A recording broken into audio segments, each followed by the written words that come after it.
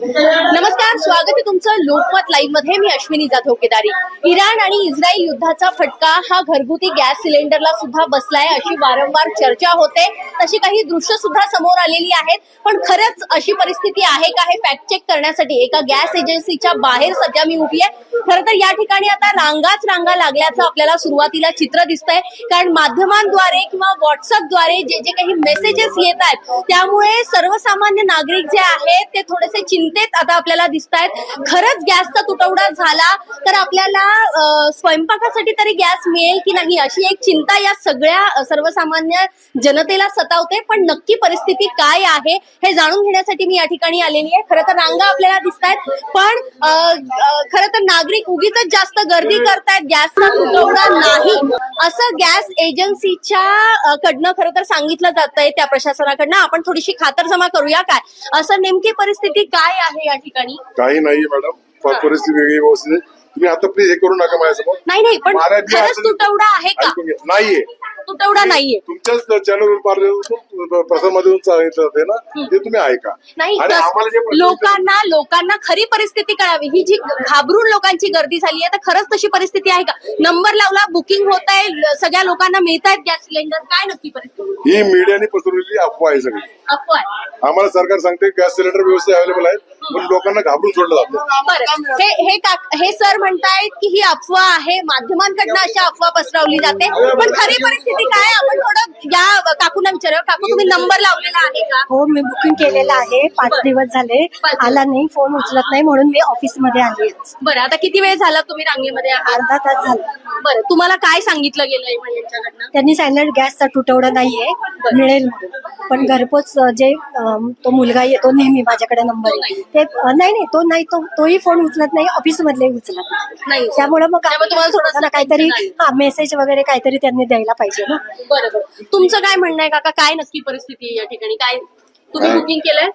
हा, बुकिंग 5 तारखेला केलेलं आहे, पण 5 तारखेचा अजून हातात नाही आलेला. मग तुम्ही फोन वगैरे केले होते? दोनदा येऊन गेलेलो आहे माणूस. काय सांगितलं तुम्हाला? नाही, ते म्हणतात पाठवतो म्हणून, पण अजून आलेलं नाही. मग जर हे गॅस एजन्सीकडनं सांगितलं जातंय की गॅसचा तुटवडा नाही, कारण त्यांचं असं म्हणणं आहे की आम्हाला सरकारकडनं सांगितलं जातंय तुटवडा नाही, ही फक्त अफवा आहे, पण तरी सुद्धा फॅक्ट चेक काय आहे हे दाखवणं सुद्धा महत्वाचं आहे. त्यामुळेच लोकमत अशा ठिकाणी पोहोचलंय की या नागरिकांचं नेमकं काय म्हणणं आहे. तुम्ही किती वेळ झाला इथे रांगेत उभे आहात आणि तुम्हाला काय उत्तर दिली? आम्ही 3 वेळा आले मॅडम, आणि एक तरी ना मी पेशंट आहे. मी गेले 2 आठवड्यापासून येते, घरात कोणी नाहीये. मी 14 तारखेला बुक केले, हे 14 तारखेला 1 महिना झाले, दोन्ही सिलेंडर रिकामा झाले. मग आता कसं भागवताय घरात? काय करताय? आता काय नाही मॅडम, की असंच शेजाऱ्यांची काय थोडंसं बनवून खायला लागलं. इतकी भीषण परिस्थिती आहे तरी सुद्धा गॅस एजन्सीवाले म्हणतायत की असा कुठलाही तुटवडा नाहीये, त्यांना सरकारकडनं सांगितलं जाते. मी वारंवार या गोष्टीचा उल्लेख अशासाठी करते की खरंच ही अफवा आहे का? हे फक्त भासवलं जातं का? हे फक्त दाखवलं जातंय का? तर असं नाहीये.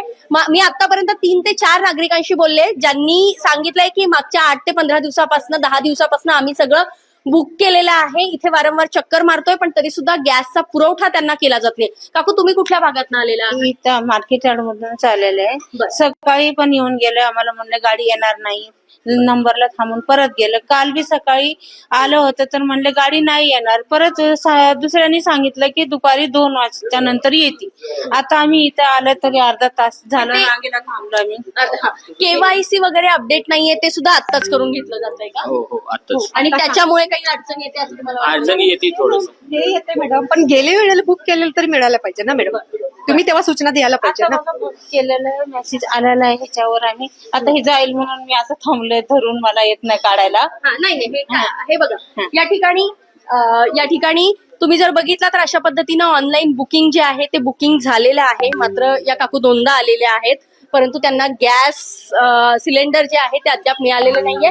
या ठिकाणी तुम्ही या दृश्यांमध्ये जर बघितलं तर ही मोठी रांग आहे आणि 1-1, 2-2, 3-3 तास झालेत हे नागरिक या ठिकाणी येऊन बसलेले आहेत. खरं तर काही नोकरदार लोक सुद्धा या ठिकाणी आहेत. कामाला जाणं सोडून किंवा त्यामध्ये ब्रेक घेऊन सुद्धा ही माणसं इथे आलेली आहे. कारण खरंच तशी परिस्थिती आहे का?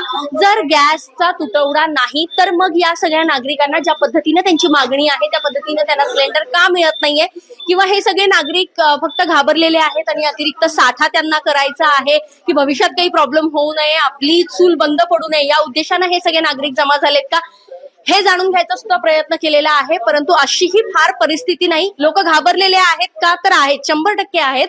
मात्र गॅस एजन्सीकडनं त्यांना म्हणावं तसा प्रतिसाद जो आहे तो प्रतिसाद मिळताना दिसत नाहीये आणि त्यामुळे वेगवेगळ्या गॅस एजन्सीच्या बाहेर खरं तर मोठ्या रांगा लागलेल्या आहेत. सध्या पुण्यातलं हे चित्र आहे. काही वेळापूर्वी सकाळी जेव्हा काही ठिकाणी आम्ही संपर्क साधला, अशा वेळी मेसच्या ठिकाणी असू दे, हॉटेल्सच्या ठिकाणी असू देत, गॅस कमर्शियल गॅस तर अर्थात पूर्णतः बंद झालेले आहेत. त्यामुळे चुलीवर स्वयंपाक करण्याची वेळ सुद्धा काही ठिकाणी मेसमध्ये, काही हॉटेल्सवर आलेली आपल्याला सध्या दिसून येत आहे. गॅस एजन्सीच्या बाहेर काय चित्र आहे, फॅक्ट चेक नक्की काय आहे, हे लोकमतच्या माध्यमातून आम्ही तुम्हाला दाखवलंय. पुन्हा या संदर्भातले काही अपडेट्स असतील तर वेळोवेळी तुमच्यापर्यंत पोहोचवत राहू. पुण्याहून अश्विनी जाधव केदारी, लोकमत व्हिडिओ.